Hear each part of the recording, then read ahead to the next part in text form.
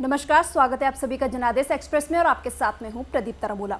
आज हमारे साथ खास बातचीत में उपस्थित है संजय कनौजिया, जो कि एक समाज सेवी है। तो चलिए उनसे बातचीत कर लेते हैं। सर, बहुत बहुत स्वागत है आपका जनादेश एक्सप्रेस में। नमस्कार, आपका भी स्वागत है। सर, आप समाज सेवी है। उत्तराखंड की बात की जाए तो सबसे पहले नाम आता है आंदोलनकारियों का। तो किस तरह से आप उत्तराखंड की सेवा कर रहे हैं? उत्तराखंड की सेवा के देखो, मैं सेवा के लायक मैं तो नहीं हूँ, प्रयास मेरा रहता है।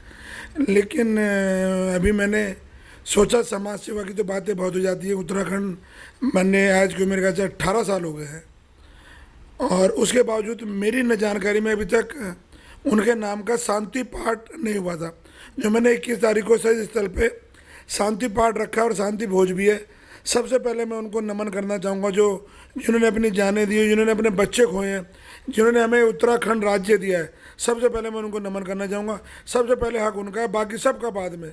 और जो लोग मेरी जानकारी में कुछ लोग हैं जो आंदोलनकारी थे, उनको अभी तक मेरे ख्याल से जितना उनको मिलना चाहिए था इस प्रदेश से वो नहीं मिला। उनकी लड़ाई मेरी प्राथमिकता रहेगी। सर, आप 2 अक्टूबर से एक चुटकी नमक अभियान शुरू करने वाले हैं। कैसा अभियान है या क्या कुछ खास है इस अभियान में, और क्या करने वाले हैं आप इस अभियान के तहत? नहीं, अभियान के तहत ऐसा कुछ नहीं था, लेकिन दिमाग में एक विचार आया। जिस जनता की हम बात करते हैं उसी जनता से हम धोखा करते हैं, लेकिन अब किस तरह से कैसे विश्वास दिलाया जाए। तो मैंने सोचा हर घर का एक चुटकी नमक लिया जाए और वो मैं अपने घर में रखूँगा। जब भी मैं उस नमक को खाऊं तो मुझे याद रहे कि मैं जनता का एक सेवक नहीं, एक नौकर की तरह मुझे काम करना पड़ेगा। अगर मैं सरकार से तनख्वाह लेता हूँ या अगर मैं तनख्वाह लूँगा तो फिर मैं कर्मचारी कराऊँगा सरकार का। अगर मुझे सेवा करनी है तो मुझे तनख्वाह का त्याग करना पड़ेगा, पेंशन का त्याग करना पड़ेगा। सेवा का कोई मोल नहीं होता। और मेरा तो सिर्फ यही मानना है, नमक के बहाने एक विश्वास दिलाना चाहता हूँ अपनी जनता को, अपनी क्षेत्र की जनता को। जिस जनता का मैं नमक खा रहा हूँ उसके साथ में वफादारी रहूँ, नमक का हक अदा करूँ मैं।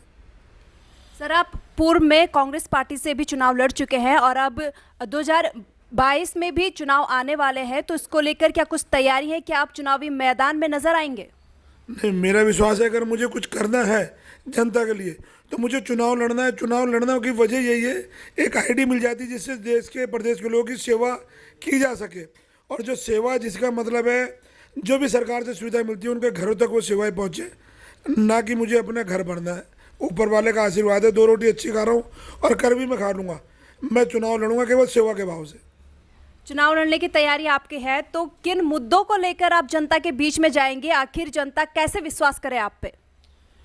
देखो जी, अगर आप कहते हैं विश्वास वाली बात है तो जनता जो भी मेरा टेस्ट लेना जाएगी मैं उसके लिए तैयार हूँ।